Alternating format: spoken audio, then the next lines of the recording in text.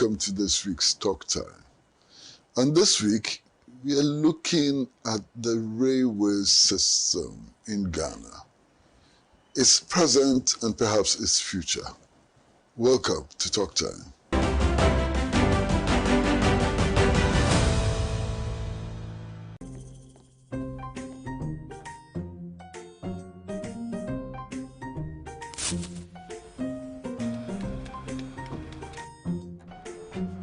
Mido, Ghana Biana. I'm going to be able to do everything. I'm going to baby shit. Mangashi. Junior!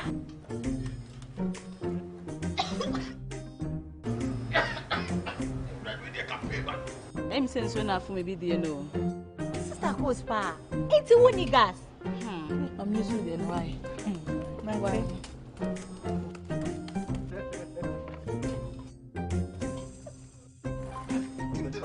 Down Yankanawa. Sister Cos. Use gas. Gas ye fast, ye easy, ye convenient. LPG, let me see your hand.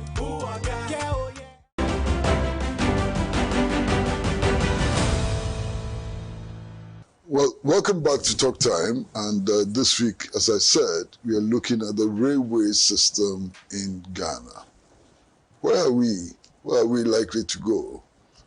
What are the benefits that we can get out of the development of a railway network and so on? These are the issues that we're going to be talking about today. And indeed, it is my pleasure to welcome into the studio Dr. Frederick Apo, Chief Executive Officer of the Ghana Railway Development Authority. So you're welcome to the studio. Thank you very much, Chris, for having me. Thank you. It's a pleasure. Yes. Now, what is the state of the railways now? What is the state? All right. This is a very big question. The current state of Ghana Railway right now is stuck between a fresh developed line from Tema to Mpagadan, where we've spent $447 million into the infrastructure. Currently, it is about 96% complete. We are not running the line. It is still idle. And we've got Sekandi to Kojokrom, which is operational currently in Western region. That we have also got 2 trains running on it currently. And we have the Takrade port all the way to Hini Valley, but now we are at Benso in terms of the new development of the Western Railway line. Also, we've got some narrow gauge. These are the old colonial railway lines running from Tema to Accra and Insawam. But unfortunately, between Accra and Insawam, almost all the metals have been taken away, which was done in the previous administration. So basically, what we've got is just the 24 kilometers of the narrow gauge, which is currently in a defective state between Accra and Tema. At the moment, we've got 2 trains. We run 2 services a day by the Railway Company Limited in the morning and in the evening.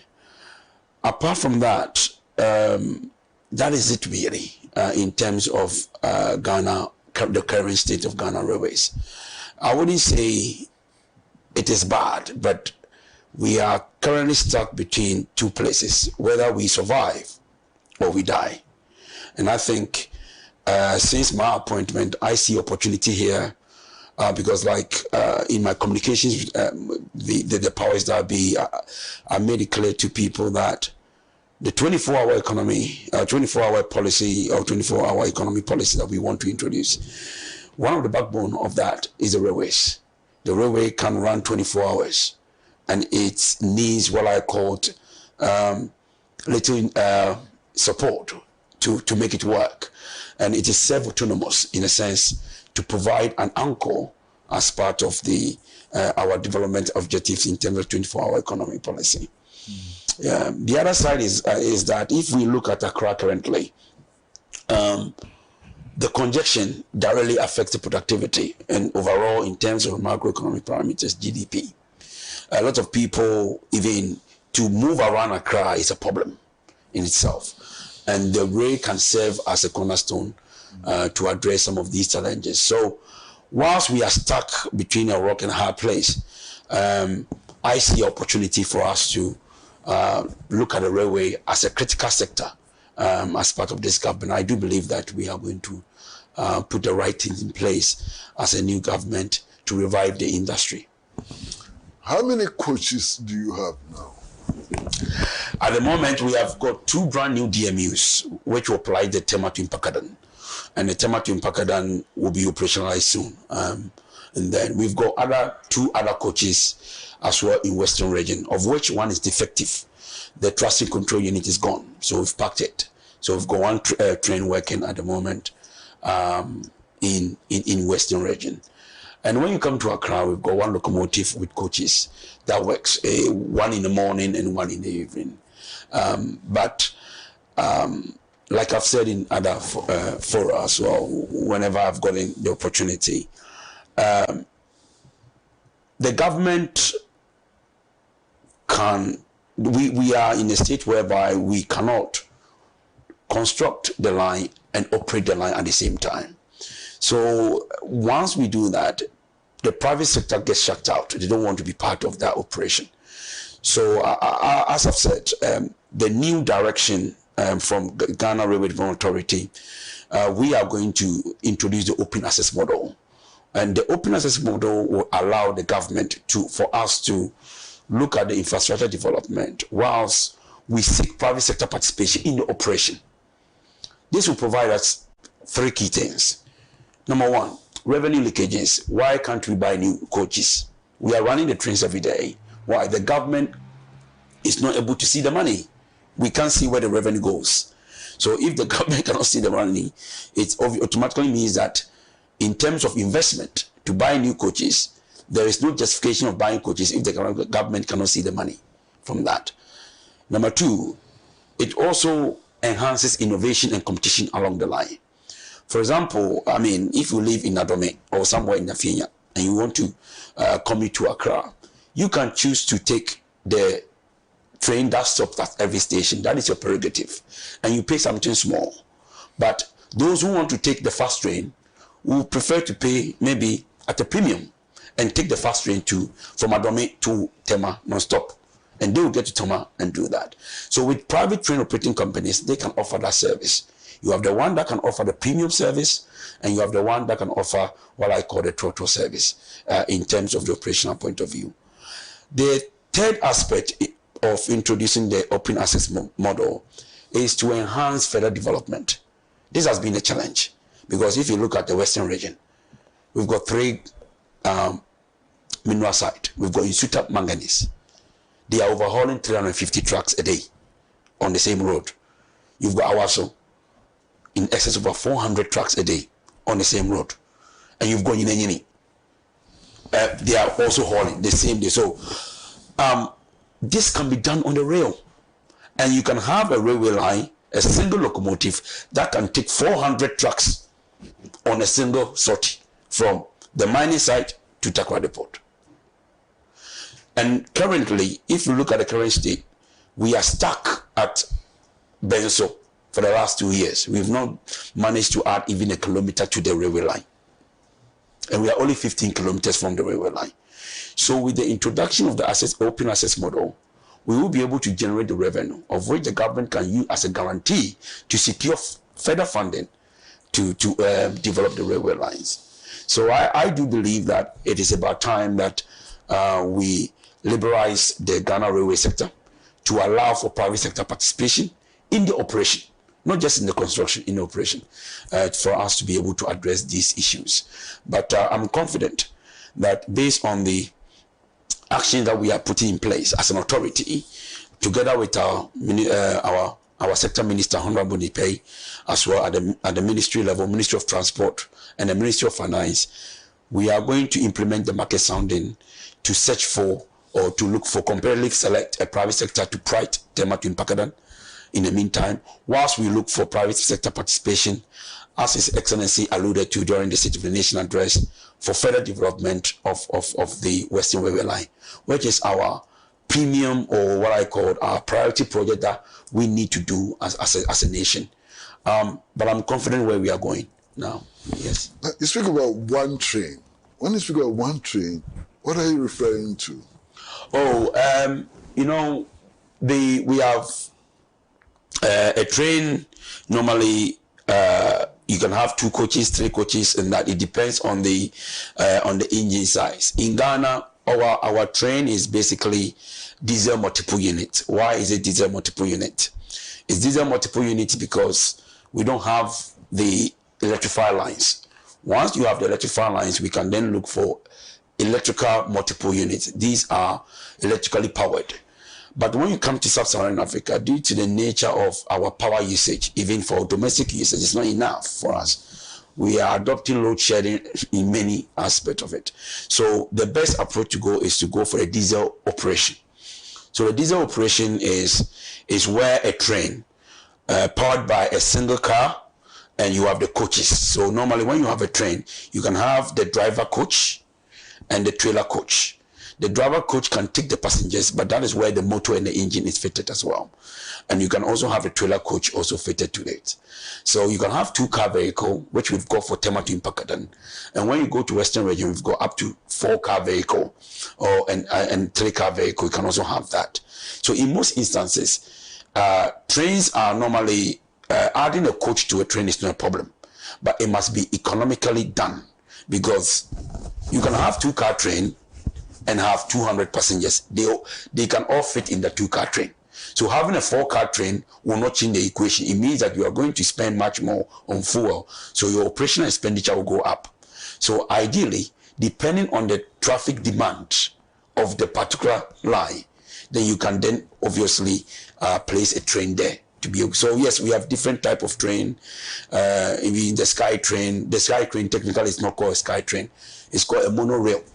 It means that powering train by electricity on a single cantilever. At the moment, we are not there as a nation to introduce that because we don't have the what I call excess power capacity to be able to power electric train. It's a fact. So what we need to be looking at as a nation is a metro, diesel, or hybrid trains where we use diesel, hybridized diesel with battery, and battery can also power the trains as well. So that is where we are in terms of our developmental goals. So anything to do with electric train, we are not there yet. So the focus of the authority is that we want to convey that message, that our focus now is to look at the development of the line, at the same time looking at hybrid train at maybe at an advanced stage, or diesel multiple units where the trains are powered by diesel. So that is where we are now in terms of our trains. All our trains in Ghana are diesel locomotives. So it means that we need diesel to power the trains. We don't have any electric train at the moment. And I don't think we have, in terms of our development, we are there to use power station electrification yet. Yes. Now, talking about Tema to Impakadan, how many passengers will you be able to take? I'm talking about the maximum capacity. How many passengers will you be able to take, given the facilities that you have now? Excellent. I think at the moment we've done some traffic analysis study, and during the peak period will be normally from 5 a.m. to about 10 a.m. 5 a.m. to 10 a.m. we are estimating about 5 sorties in the morning, and we are looking at passenger numbers of about 800 at the moment. In the first phase, we are going to provide from Tema Harbour. 800 per sortie, or for all the 5 sorties? Yes, 800 per sortie. 800 for the 5, meaning that 200 per the peak period, because we look at a traffic study based on Afenya and Tema, based on a trotro in terms of the number of sorties that they are doing. And we've realized that from 5 a.m. from Afenya to Tema, you've got a bit of what I call traffic congestion. That's the period. And from 11 o'clock all the way to 2 o'clock is sort of the off-peak period. And it starts building up again on the other way from Tema to Afenya from 3 o'clock. So what we are estimating, based on the total numbers also that I've seen, is that we are looking at roughly about 1,600 in terms of passenger movement a day during the peak periods. But we will update this figure based on the passenger behavior. But to enhance this, we just don't want to operate the trains. So what we have done as an authority is to collaborate with our sister company, Ayalalo Buses. So we have got 8 stations along Tema to Adome. Impakadan is literally the lake, so we are not going to Impakadan as but from Tema to Adome. We are going to place a yellow bus at each station, and we are going to synchronize our movement so as that we will attract more passengers, because a passenger might leave somewhere maybe X kilometers from the station. Yes, they might take the train to the station. Then what next? So we are looking at the integrated service to be able to allow the passenger, what we call it, to create the attraction there and the customer service. And I do believe this strategy that we are putting in place will drive passenger numbers. In addition to that, we are also talking to private sector personnel who have got maybe taxi ranks to come to the authority. We'll give you a license. We've got secure parking at the station. So why don't we give it to a parking service, and the parking service will then be able to manage park and ride. You can leave your car there. You can take the train from Afenya to Tema. You don't have to necessarily move your car. And once you get off, you can just go straight into your car and you can take it. For those who cannot afford to obviously take the taxi, they can say, okay, fine, I can take the yellow bus. I can take it from once I go off the train to my destination, or from the house to the train station, and coming that way. And I do believe that will obviously see increase in passenger numbers over time. And we are also going to do a lot of media engagement, advertisement to attract that. I want to put this across. You see, running the railway service is not just about running the trains. It's about creating economic corridors along this route. So the intention is, we are not just looking at running the trains. We are looking at creating family businesses, the mom shops. Even within our train station, we'll be looking for people, restaurateur, come there. Come and open a food shop there. Come and open a small shop there. You do mobile money. Yes, we will give you a place to set. So that for every station, we will create that sort of vibrancy of economic activity. So the focus necessarily is not about running railways. It's about creating the ancillary business that will drive the economic activity at each station. That is the focus that we want to implement at Tema to Impakadan. In addition to it, advertisement. So I am also encouraging, banks, within the train, come and advertise your product. This is a way for us to generate revenue and make the place vibrant. So we are putting a lot of things in place. That is why, running Tema to Impakadan, I want to get it right as an authority, as the chief executive there, and that will serve as the benchmark for operational excellence. But the long-term objective, though, is to allow a private sector to take up the operation, but to enable the economic activity, or to create the ecosystem whereby the train service can happen naturally and create the other supporting businesses as well. So are you just carrying human beings? Yes. Just human beings? Yes. We are carrying human beings for the time being, because looking at the Tema to Impakadan, the train stops at Impakadan. Beyond Impakadan is the Volta Lake. So as the president alluded to in terms of the discussion earlier, that we are going to create a 24-hour service on the Volta Lake. That is an excellent choice. We support that. But for us to be able to move the cargo, or the containers, or the freight, and I must add this, freight service is the only one that pays for the infrastructure. If you look at Kenya to Nairobi to Mombasa, and you look at the revenue and comparison, if you look at the revenue from the freight compared to the passenger freight, it's nearly 200 times that per month. In terms of it, they are charging over nearly close to $1,200 per container to move from Nairobi to Mombasa. Now, in Ghana, in our case, we've got a fantastic railway line, 97 kilometers from Tema all the way to Impakadan. So what we need is a port at Impakadan, so that we'll be able to have a hoist and a straddle to take the container off our wagon and put it on a barge or on a ship for it to go to Bupe. With that, we are going to create a huge economic corridor, not just at Impakadan, that, but be at Bupe as well. And I do believe with that water transport, we will then be able to have maybe a temporary ICD, intermodal container depot at Bupe, where our brothers and sisters in Burkina, in the Sahelian region, Burkina, Niger, Mali, they will be coming there to take them. They will be coming all the way to Tema to do that. So, unfortunately, for the time being, in the short-term action, it will be passengers between Tema Harbour to Adome. But I'm very confident with what the president is putting in place in terms of the Volta Lake Authority, my colleague in Shipping Authority, Ghana Port and Harbour. With the railways, we will be able to come up with or look for a strategic investor to look at the port at Impakadan. And once that port is created, we will have a new economic corridor open. And I think that will serve in the interest of our policy, which is our 24-hour policy, 24-hour economic policy on railway service, plus the water transport over the Volta Lake as well. How viable would that operation be if you are just picking passengers? I mean, the Tema to Impakadan line. Okay. Viability will be determined over time, but I think you are right. In terms of economic value, it is in the fleet moving of goods.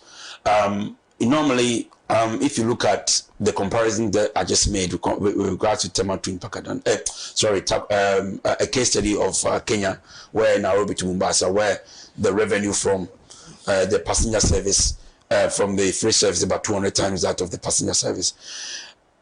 It is quite difficult because the railway must be competitive, but not too competitive to the throttle. Otherwise, people will just say, no, I am not going to spend this time amount of money. But what we can provide as incentives is just that in actual terms, passenger service is just a social service. So you are not really making a lot of money. But I do believe that if we are able to provide this integrated service, where someone who lives in Afinya is very confident that, okay, if I take the train, I'll be able to take the train to Tema, no traffic, I'll be there in about 10 minutes. And once I'm coming home as well, once I alight at the train station, I'll be able to get a yellow bus to take me maybe to, I don't know, closer to where they live or something like that. We will then be able to increase the patronage on the railway at the moment. But yes, in terms of the figures, it will be premature for me to say, okay, someone will break even X, break even that. We are about to commence, and I think once the data starts coming in, we will start doing the evaluation. We've got a market sounding plan in August, July and into August. We might have a fair idea of the figures to be able to say, okay, now, based on the fares that we are going to charge, based on the traffic demand, and based on the future forecast, we will be able to break even at this point in time. So, yes, the viability of the line primarily depends on the freight. But for the time being, we cannot also leave the infrastructure, which is $447 million, lying down there. And you've got people, communities, that gave up their land with the hope that, okay, one day they'll be able to take the train. So I always emphasize that, okay, providing passenger service is a social service. But of course, there is a chance and there's a high likelihood that, yes, any private train operator can break even, and I can be confident to say, yes, with the integrated service that we are going to provide, there is a chance of also making profit on the line. Yes. What about safety concerns? Yes. I mean, the inaugural ride, ran into an accident. Exactly. Tema to Impakadan has been commissioned, but has been commissioned ceremonially, not technical commissioning, and I'll explain that. The unfortunate accident that happened last year was just an unfortunate incident that happened on the railway. As somebody who has been in this business for close over 16 years, it's just that with a proper signal system, onboard computer system fitted, application of emergency brake would have stopped that. The train would have automatically, based on the right of way, would have stopped. But let me go back a bit to say this. Yes, in terms of safety, we have got railway itself is about three things that we're looking at. You've got a track that a lot of people see, You've got a vehicle that moves alongside it. So what we did last year as a commission was to demonstrate that at least the train that we've bought can actually run on the track. That's it. But that is not commissioning in railway terms. Technical commissioning of the railway is a system integration testing of the truck, of the vehicle, and most importantly, the signal command control center. The signal command control center basically determines the traffic capacity of any line. So more or less your profit. So at the moment, what has happened is that, and within the signal and command control center, we have got two components of it. We've got the track side, the physical infrastructure on the track side, which is now basically, I would say, they are subject to vandalism and of course theft. We have rectified everything since we came into, since I was appointed. All the rectification work for the point machine, we have rectified all of them. And we've also got the OBC. The OBC is the onboard computer. That goes onto the train. For the train to communicate with the track side, for the control team in our OCC in Tema, the OCC is the Operational Control Center. That is where our traffic, if you go to aviation, the traffic controller sits. So they can see the train when it's going there. So unfortunately, we didn't fit that last year. We bought a train without fitting the OBC. And now we've got two brand new DMUs, and we are now in the process of fitting the OBC. So unfortunately, we cannot run two trains at the same time. We can only run one train at a time. Because without that, if you run two trains at the same time without the onboard OBCs, the train can collide. And drivers are humans, so we have something called human factor errors, which of course is inherent in the human nature. A driver can be tired, a driver can fall asleep, but with the onboard computer system, the train is more or less like the black box on the plane. It can automatically bring the train to a stop when the driver is not responding to notification received. So some of these challenges, we have put in the rectification work that we are doing. So we are now going to fit the OBC and do what I call the complete system integration testing to test the vehicle to the truck plus the signal and command control center. So that is the first safety activity that we encountered and we are resolving. On the physical infrastructure, which is a permanent way, we've got a lot of vandalism.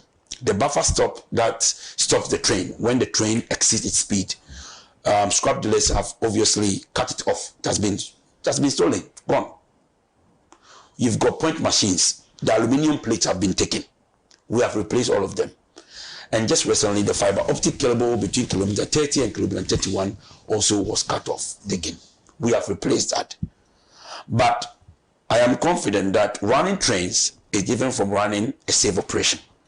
So I am confident that based on what we have implemented in terms of the rectification works, we are ready to run the train safely. And for now, safety concerns on Tema to Mpakadan, currently, I would say we are there in terms of it. Regarding the other lines, Tema to Accra is a narrow gauge line. If you look at it, we have got issues with a lot of crack ballasts and slippers. Some of the nuts and screws are not even there, and we are rectifying it every day as part of our rectification work. Where we do have concerns, we raise it to our sister company, which is Ghana Railway Company Limited, to look at the rectification works. But the current state of the narrow gauge needs entire replacement, and we are looking to replace the entire narrow gauge by standard gauge. The Western region, however, provides a stable platform. The lines are in good shapes, but of course, in some places, we will need to do some rectification works. But apart from the Galamsey issue on the Western Railway line, where our formation, the brand new formation that we are constructing, is subject to Galamsey's digging for gold underneath of the formation. Of course, apart from that, the Western Railway line is in good shape, but the Galamsey poses a threat in terms of safety and formation of the what we call it high cost infrastructure and a national asset as well. So I've written in my capacity to my sector minister for cabinet discussion for us to get some interministerial task force or some element of support from Ghana Armed Forces to deal with the menace, especially between Manso and Kojokrom, and Manso from Kojokrom all the way to Benso area, where most of our formation, brand new formation, are at the mercy of these galamseys. At some point, what they are doing is they are damming the formation itself. We'll come to the question of Yes. Okay. Yeah, but viewers, we're going to take a short break. Okay. And when we come back, I'd like to move to the Western region. Okay. We've done Tema and Pakadan. Yes. We'll move to the Western region and then maybe look at the Accra-Tema line Okay. and how it can also function. So short break. Okay, thank you.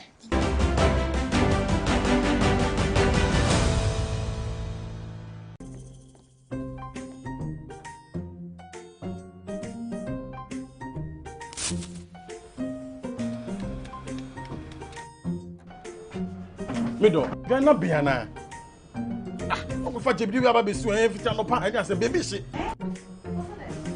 Mangashi. Junior!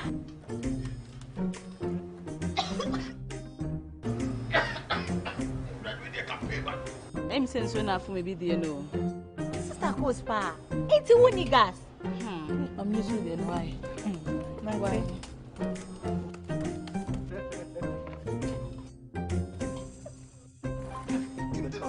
Down Yankana wa.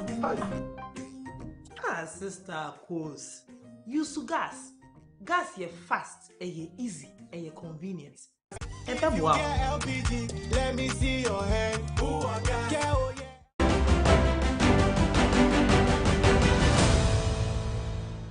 Well, welcome back to Talk Time, and we are in conversation with Dr. Frederick Apo, Chief Executive Officer of the Ghana Railway Development Authority.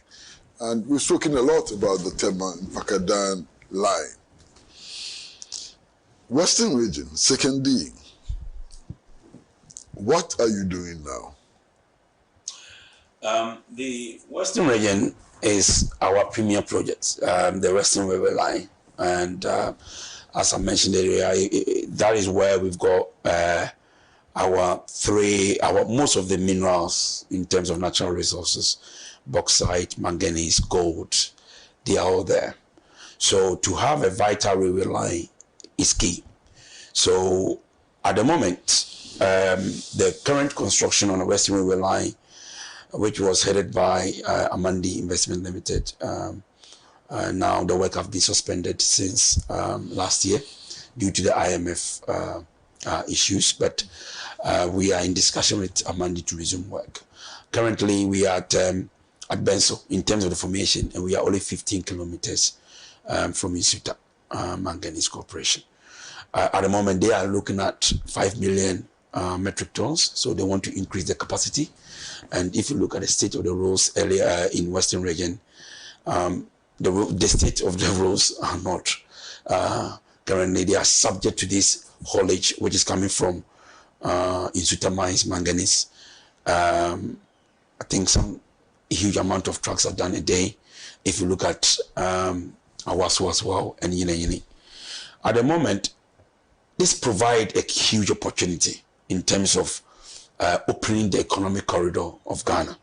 And if you look at our new Western Railway Line plan, we are looking at going from Takrade Port all the way to Dunkwao and to Awaso, then we branch off to Yine. And on the left side, and when you look at the right side, Dunkwao, it goes all the way to via Obuasi to Buankra. Buankra Inland Port is almost phase 1, it's almost 92% complete. What it lacks is railway to join it up. So at the moment, with the effort that we are putting in place, we are putting a lot of effort in place to secure funding, to also ask for funding from private investors to be able to come on board to support further development of the Western Railway Line. So the Western Region is a key aspect of our railway plan in terms of our railway master plan. And at the moment, the issue is not just about funding. The issue is also to do with Galamsey. And of course, at the moment, in some areas where we've got the right of way already laid out, we might have to change the position because if you look at the soil in terms of quality, doing the formation there will sink the formation within about 10 years. Normally, a formation must last between 30 to 50 years when you do the railway formation. But looking at the way, the aggressive nature of the Galamsey within the Western corridor, Western region, some of our formation cannot last beyond 10 years, or we will need to rehabilitate the formation within 10 years. This is how critical the situation is. So, whilst the Western region poses a significant opportunity for us as a country, especially for our 24-hour economy policy, we must also take the necessary steps and action as a government to deal with the Galamseyers, not just interfering with the integrity of the formations, but maybe destroying what we are called a very huge national asset, which will join the Tekradi to the hinterlands, as well as to Asante region, as well as to the Western North region as well. Yeah. Are some of your lines operational as we speak in the Western region? Yes, from Sekendi all the way to Kojokrom is operational. Only that? Only that at the moment. But also we've formally, technically, we have also completed all the way to Manso. But because Manso, beyond Manso, you are going to the mines, and now Amandi have suspended work. The line is not operational in the sense, but we are only 15 kilometers from Isuta. And once we can complete the 15 kilometers to Isuta, Ghana Manganese Corporation can start hauling the manganese over the line. So yes, in terms of operational state, we've got Sekeni to Kojokrom, yes, operational. Besides that, we are trying as much as possible to put into use the Isuta mines to Takoradi Port. But that, of course, is we've got a lot of conditions that we have to fulfill. We are hoping that Amandi will be able to return to site eminently to continue work, and we are also looking for private sector participation to hasten the completion of that line to Isuta, at least at the bare minimum. Yeah. How many passengers are you carrying now? You know, from Second D to Kojokrom. How many passengers per day?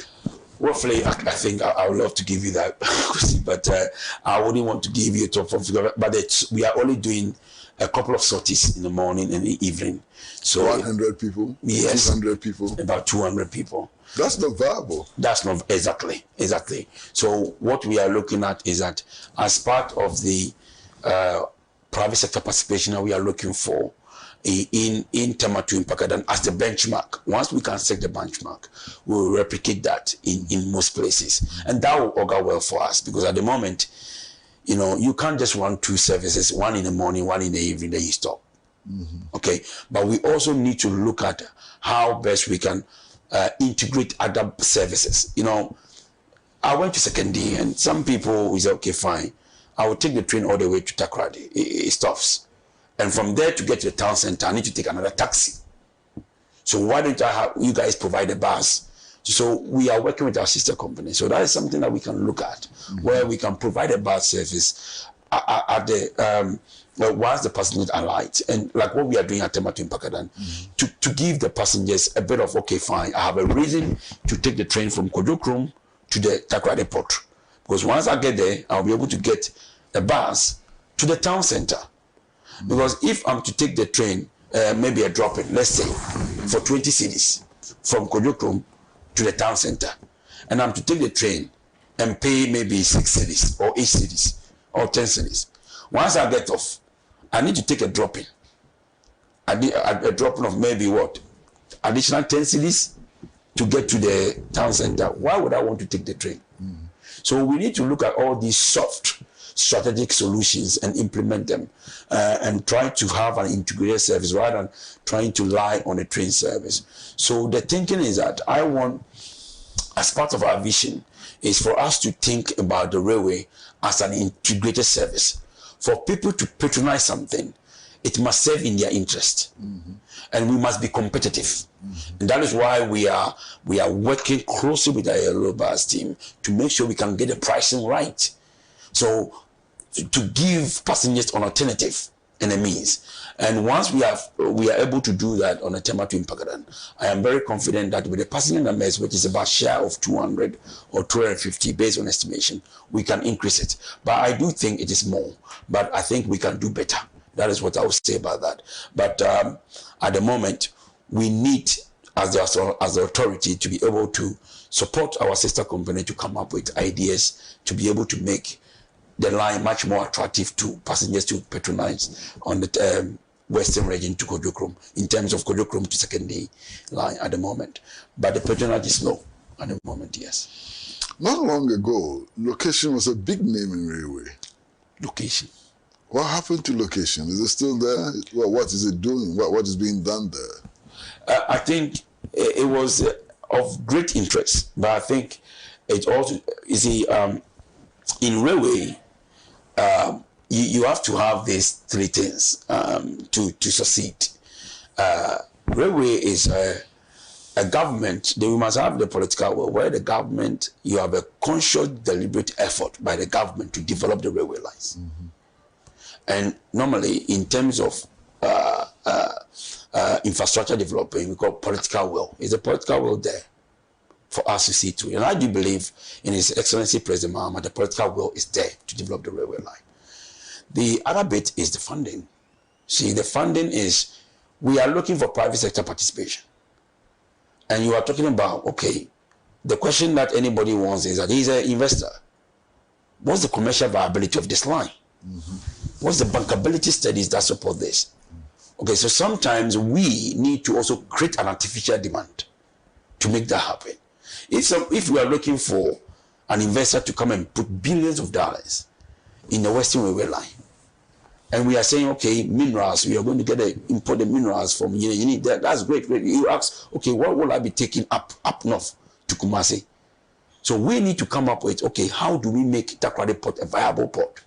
So that at least transit goods meant for the Sahel region will be able to go to Takoradi Port. That will be an additional income or an incentive for any private sector, what we call it, investor to invest in that railway.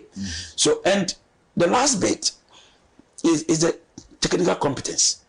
Do we have the technical competence and also the technical leadership to see through that? I do believe we do have that at the moment at GRDA, of course, in the transport sector. We do have that. So we need to mirror these three aspects to make sure that at least we are all in sync to allow the railway development to take place. For example, let's take Accra as an example. If I am an investor and I've been in this business for 16.5 years, I'll be looking at Oyarefa to business district. Because I can see Oyarefa to business district, I can easily take 450,000 passengers a day. But now, let's look at the construction in Ghana. To construct what I call a simple metro transit, inland transit, we don't have to build a sky train. We just have to build a normal transit area. We spend much more. Constructing railway is about $3.5 million average in Africa. In Ghana and Nigeria, we are looking at about 6 million or 5.5 million per kilometer. Why? Planning the land. If we're going to build from Oyarefa to business district, you might have to demolish some people's building.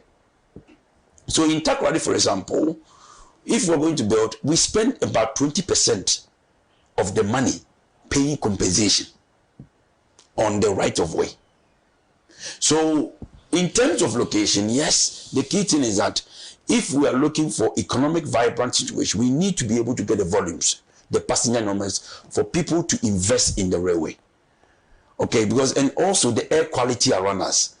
I was actually referring to the workshop in Second D, yes, where parts were fabricated and so on, which was known as location. Yes. Days, the workshop has been refurbished multiple times, and it's still there. And at the moment, it has also been refurbished again as part of it. So we are looking at making that as part of the refurbishment, create another location along the right of way. This will create opportunity for young ones as well to work there. So that workshop is there, and basically we, as part of the budget, which sits with GRCL, they are going to also refurbish that location as part of it. But it's still there. It's still there.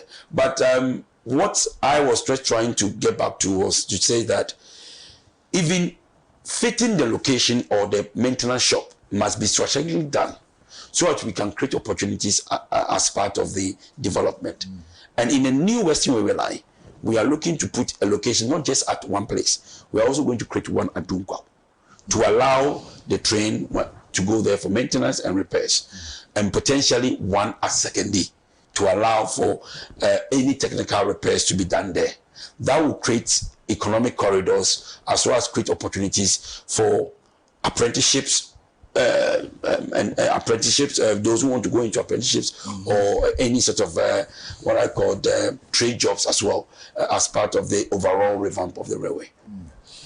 Well, viewers, we are in a conversation with Dr. Apo, Chief Executive Officer of the Ghana Railway Development Authority. We're going to go for a short break, and when we come back, I'd like to look at the issue of deliberate sabotage.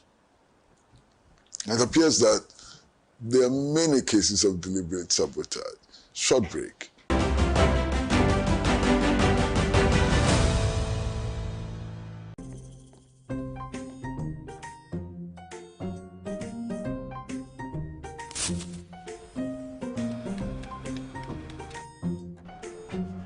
Mido, Ghana Biana.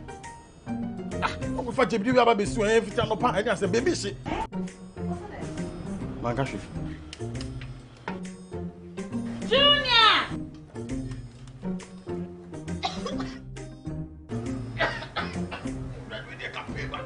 I'm saying so now for maybe the no. Sister goes pa. Ain't you niggas? I'm using the why. Why?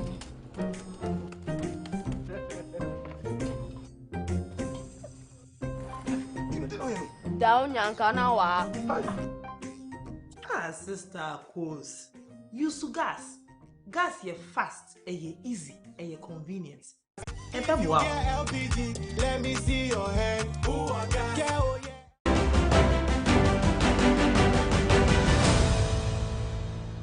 Well, hello, welcome back to Talk Time, and we are in conversation with the boss himself, the boss of the Ghana Railway Development Authority.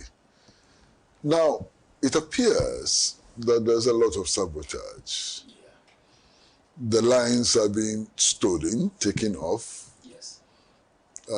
So many things are happening. What kind of sabotage are you facing beyond the lines being stolen? We have a lot. In most cases, our railway lands have been more or less illegally acquired. And in some cases, where every day I sit on issues, you have our lands sold to multiple people. Railway lands Yeah. sold to multiple people. So if you take Greater Accra alone, we have land leases that were leased out in 2001. And we had unprecedented lease between January of 2024 and December of 2024. And in some cases, you know, people present you with document, basically forged document, and they've managed to go through the Land Commission. I do believe it's a cartel. It was a cartel, where you have someone who they were working with at the Land Commission who was able to get that documentation and everything done. But in most of these cases, we've got a YOCO, we've got the national security supporting us to do the investigations. So issues to do with land thefts, as well as multiple owners and issues to do with land litigations are rampant within the authority. We have set up a revenue mobilization and augmentation team. They are looking at regularizing all these issues. Where relevant, we refer to the Attorney General Office as well as to the relevant investigative bodies to support us in the investigation. In addition to that, we've also received a lot of petitions, some going to the presidency, some going to the Ministry of Transport, and some coming to us about railway lands. I think apart from Ghana Post Railway, we have got the largest asset in terms of lands in the country. And this is also rampant in Kumasi. We've got people, multiple owners, people taking lands, railway lands illegally. All these things will affect us in the future, especially in future development, where we want to do construct railway, when we want to do a future development, the cost keeps increasingly going up. Why? If the railway must be constructed for X kilometers, we are paying additional Y for compensation. But in some cases, some people are so bold enough that they are subleasing. They have been leased the railway land back in 2001. So they are subleasing those lands to it, which obviously the Act prohibits in terms of the Railway Act. We can give you a land, we don't have to lease it out to other people. But some people are making themselves the landlords of our railway lands, and so we have set up a committee dealing with that as well.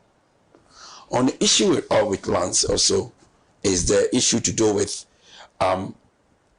people who claim that, okay, this is a railway land, but the railway hasn't been done for a long time, so obviously this has become a stool land. Where necessary, we write to the respective palaces and chiefs to seek clarification and work with them. Because at the moment, if people take these lands, it prohibits us from future development to expand the railway network. The other issue is also where you have railway lands acquired. And when you acquire railway lines, within clause E, we stipulate that don't build any permanent structures. You have other people are building story buildings in a right of way. So it means that if you are coming to clear them, you don't just pay for the remaining of the lease. You have to pay for the value of the entire building on the land. Because they build those buildings illegally. Illegally. In violation of the agreement. In violation of the agreement. So why do you have to pay for the building? Exactly. And in some cases, we are going through protracted court cases, especially in the Takwa area. Because where you have people going to court and sometimes take about a year or 2 years to get a judgment. And this, in some cases, you've got EPC on the ground, a contract on the ground, waiting to construct.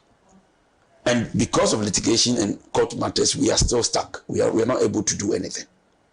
This is the reality of what we are facing.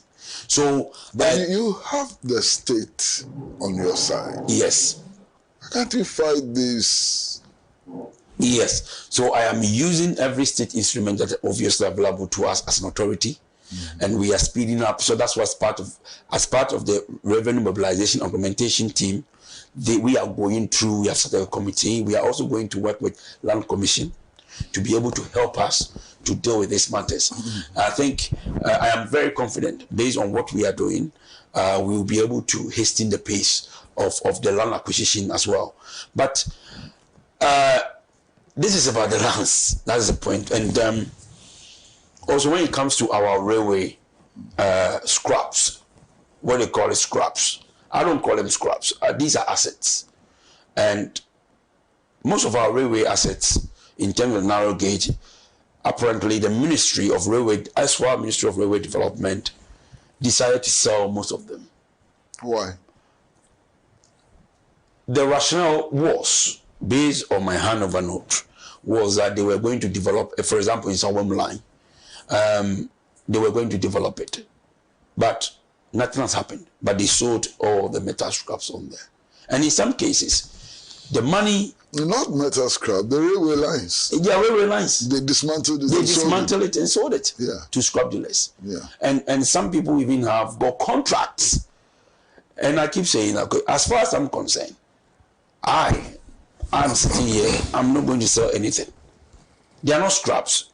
Until we've added a kilometer to the railway line, why do you sell it? Why do you sell the railway lines?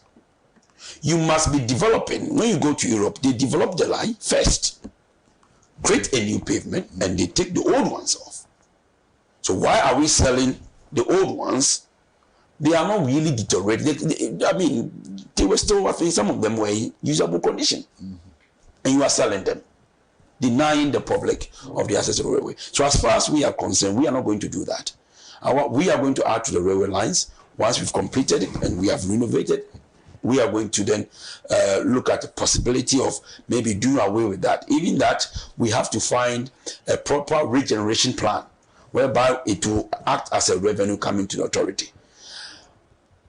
Most of the railway assets or metals that were sold, none. You can see that I was tracing the money. I said, how much did it come to the authority? None came to authority. So in some cases, peanut. Why is it so easy for you to build a railway line and then some people just go and remove it? What makes it so easy to do that? Because in Ghana, where we do the open access, in terms of we've got exposed railway lines. So in exposed railway lines, where the culture, you go to Kenya, they've got issues with that, but they don't have issue with metal scrapping. They've got exposed land as us. So, because I think most important is due to culture and behavior. This is a national asset. So why are you stealing the metal, knowing that it's a national asset? But I think partly it's also to do with the fact that we are not running the service. If we have to run the service and we have got community engagement, which we have done and we are still doing, and we've got support of the community itself will act as an arm or a protection or as a lever, and they can inform us that somebody is tampering with the line because they knew that they commit on the line.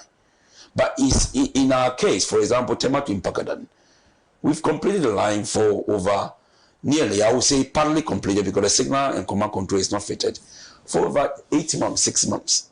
Okay, we are yet to commence the service. So when people see that, okay, the land is idle, okay, what can I get from the land? And that is what we are doing. So it's also partly to do with the fact that we have got no service ongoing.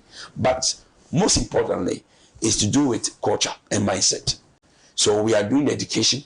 We have already started a community sensitization program from all the way along the route of the right of way to engage chiefs, community leaders, as well as the citizens about the need to protect the asset, as well as illegally encroaching the railway asset. So I hope that education will basically go a long way to prevent that. The other aspect of the whole, I wouldn't call is apart from lands, I've made mention of lands. What we are going to do about that is that, as far as I'm concerned, when you come to authority today for a railway land, you're not going to get anything less than 5 years from me. And it is renewable every 3 years. I'm not saying it's not valid, but you have to renew. So I'll be accountable for leasing the house. I'm not going to give 50 years. That 50 years, 30 years is, those days are gone. We need to put accountability in place whereby you be accountable for your action. In fact, I don't want to even give out any lease at all.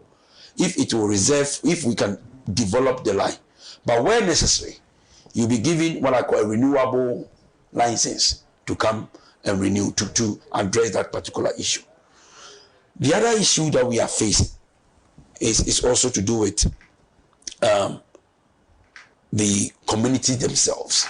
So in some situations where people see that this is a railway line, this is a railway asset, they are not using it.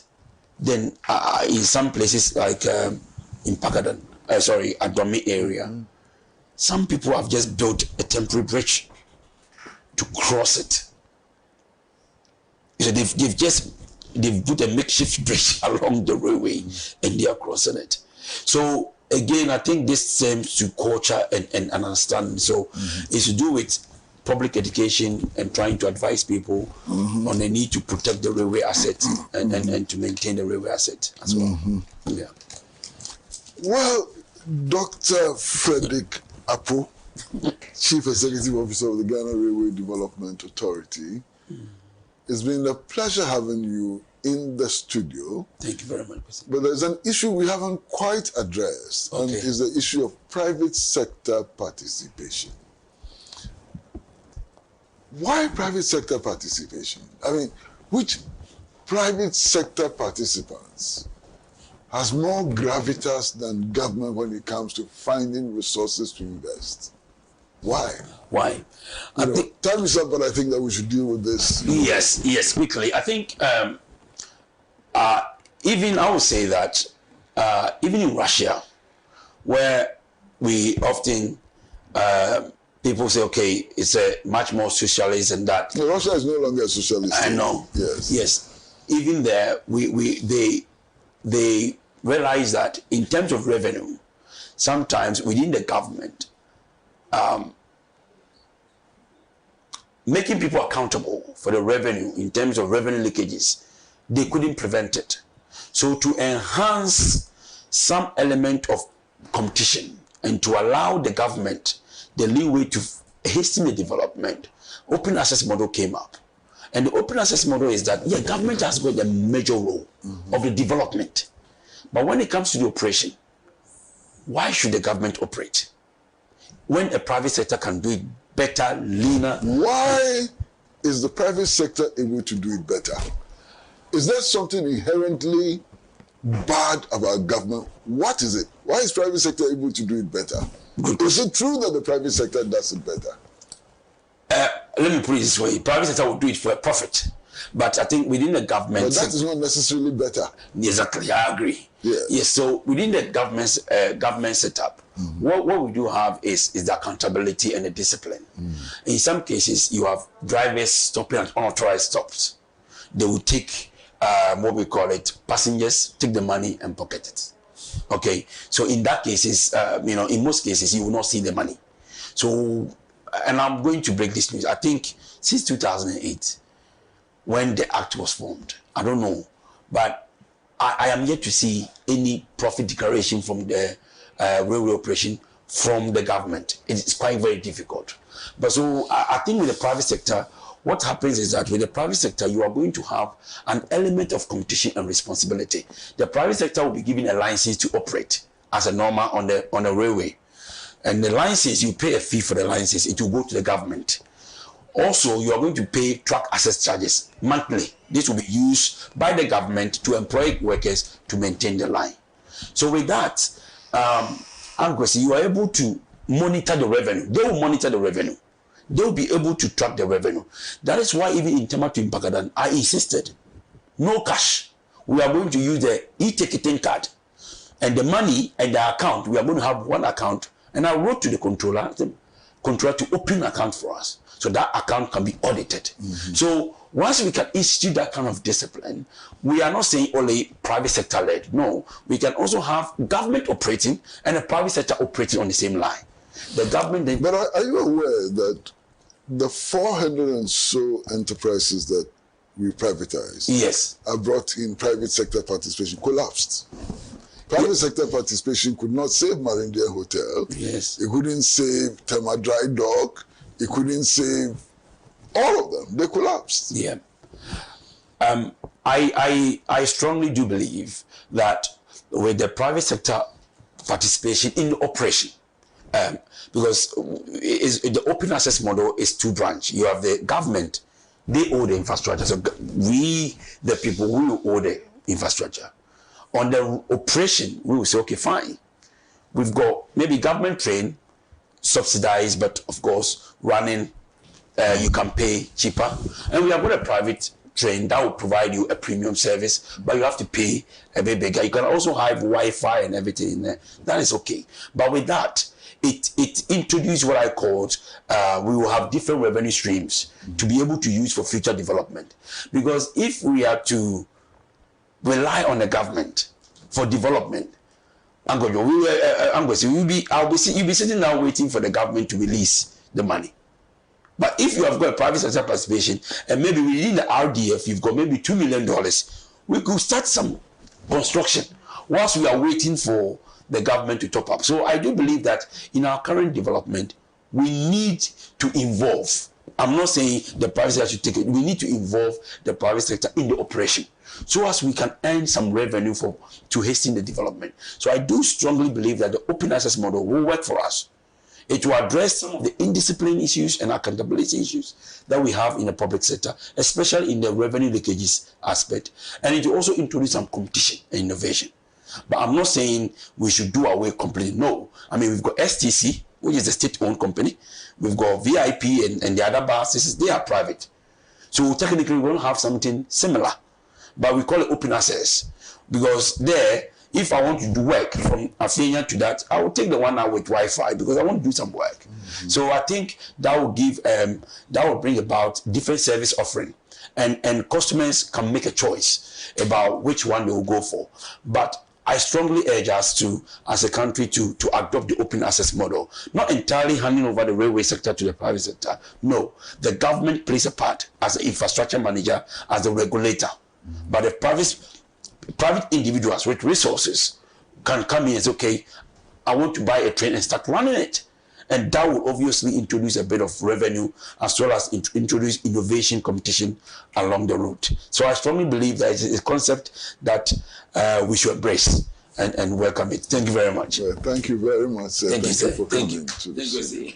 Well, we've been talking to Dr. Frederick Apo, who is the Chief Executive Officer of the Ghana Railway Development Authority. And we're talking about the problems of the authority and the strides that the authority is beginning to make. We wish them the best. We'll meet again next week, but before then, just keep your dial on Pan-African Television, because the best is on Pan-African Television. It's bye-bye from my producer, George Viner, from the director of the show, Edem Lumo, and from all of us at Pan-African Television. See you soon. Bye-bye.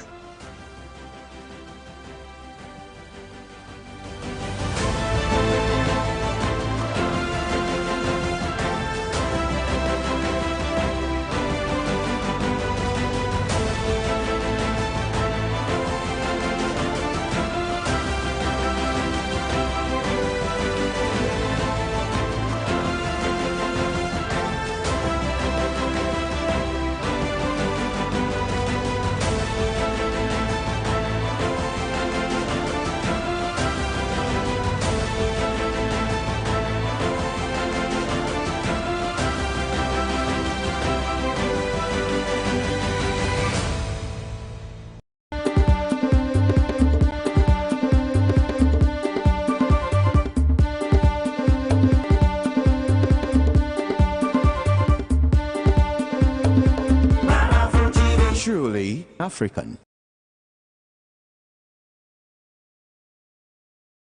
Chris, last time